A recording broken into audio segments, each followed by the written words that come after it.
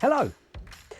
If, like me, you are vertically challenged but like large adventure bikes, in my case the GS's, I've got a little trick here to help lower the seat a bit, courtesy of Cymarc. If you take the seat off the GS, you'll see this panel here. Now what this is, for those that aren't aware, is a seat adjustment for the front of the bike. L for low, H for high. And you see these rubber bungs, they slot into the grooves in the actual seat. Now, this is all very well and good.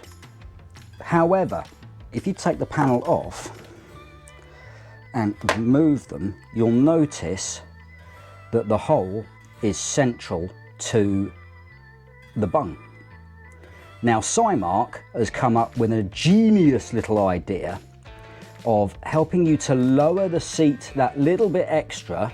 I think they said it's about 20mm drop at the front if you need it, or you can also rise it as well. So you can completely customize it using these. And you can see on that one, the hole is offset. In obviously points towards the inside of the unit. So what I've done for myself is I've put a little marker of paint there, and the same on there. You simply slot that in like that, line the two up, change over the other end. Now you can adjust where you want that seat lowerer, and for me, I found the best place is like that. Once again, another cracking product from Cymarc, so big thanks to Mark and his team.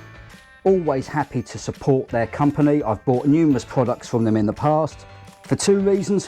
One, they're just brilliant products, and secondly, they aren't made in the United Kingdom. Okay folks, if this one's been of use, speak to you soon. Keep rubber side down.